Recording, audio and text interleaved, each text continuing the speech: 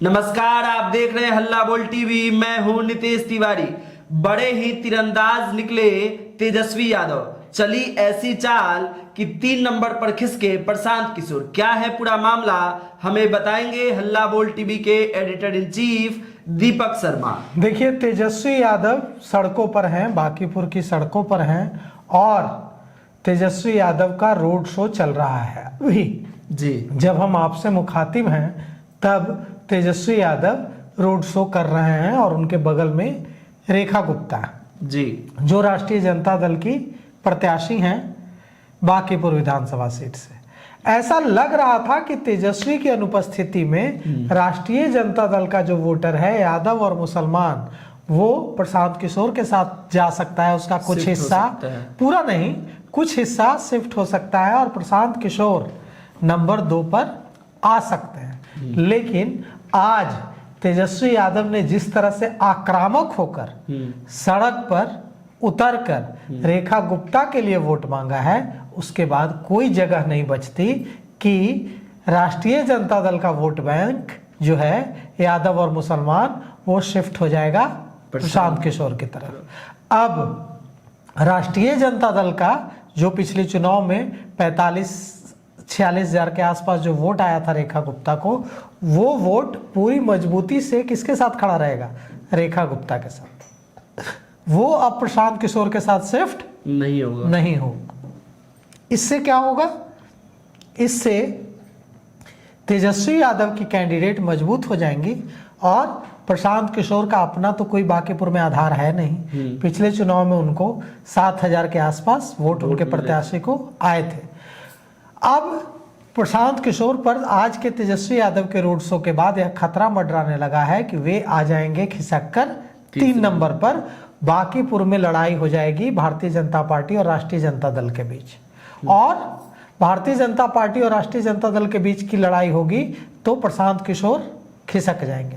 क्योंकि प्रशांत किशोर को जो वोट मिलेगा, वो वोट या तो बीजेपी से कटकर प्रशांत किशोर के साथ आएगा या राजद से कटकर प्रशांत किशोर के साथ आएगा। प्रशांत किशोर जनसुराज का अपना कोई वोट तो है नहीं। और तेजस्वी यादव ने आज रोड शो के दौरान जिस तरह से सरकार पर हमला किया है, उससे उनका जो सपोर्ट बेस है वो और यूनाइट हुआ है। तेजस्वी यादव ने कहा है कि यह जो सरकार है यह दमनकारी सरकार है। यह सरकार स्टूडेंट्स को जेल में डालती है। यह सरकार स्टूडेंट्स के साथ किए हुए समझौते से मुकर जाती है कि छात्रों पर मुकदमा नहीं होगा, छात्र जेल नहीं भेजे जाएंगे। यह सरकार झूठी है। यह सरकार स्टूडेंट्स पर AK-47 चलाती है, उनके साथ आतंकवादियों की तरह व्यवहार करती है।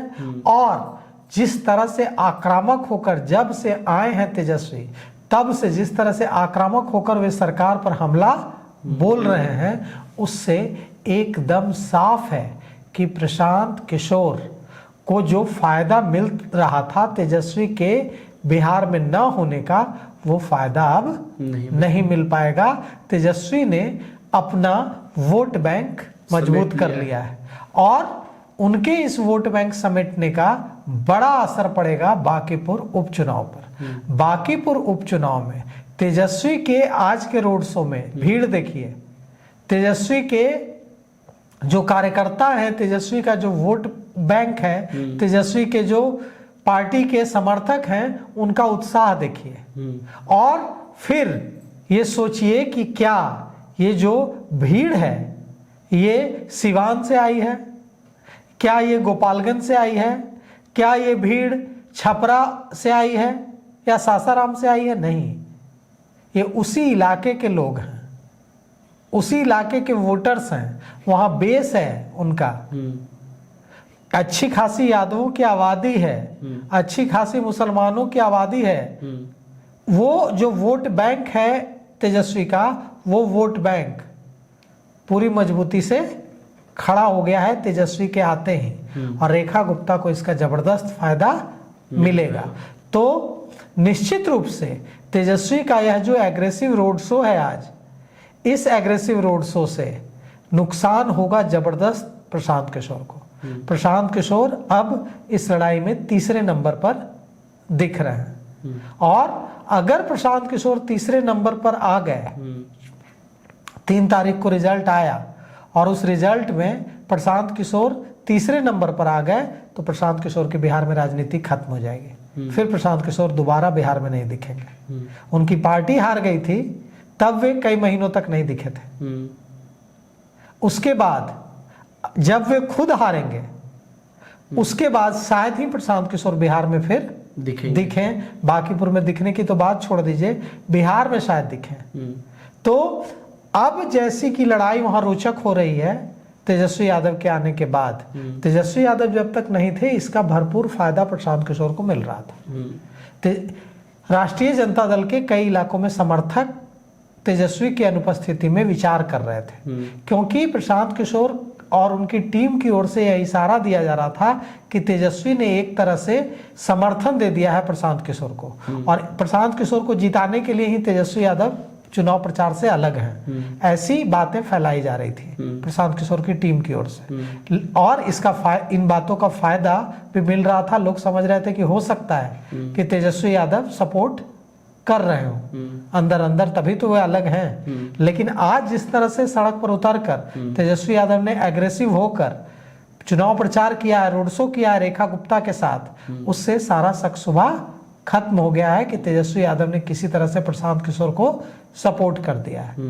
तेजस्वी यादव ने आज एकदम हवा साफ कर दी है कि वे रेखा गुप्ता के साथ कितनी मजबूती से खड़े हैं और प्रशांत किशोर को राष्ट्रीय जनता दल कोई सपोर्ट किसी तरह का नहीं कर रहा है। तो अब वहां की लड़ाई में रेखा गुप्ता की एंट्री हो गई है पूरी मजबूती से, और प्रशांत किशोर को बड़ा झटका लगा है। तो आपको क्या लगता है बांकीपुर उपचुनाव में इस बार प्रशांत किशोर की स्थिति कहां रहेगी? आप हमें कमेंट करके बताइए, और तमाम अपडेट के लिए देखते रहिए हल्ला बोल टीवी। शुक्रिया।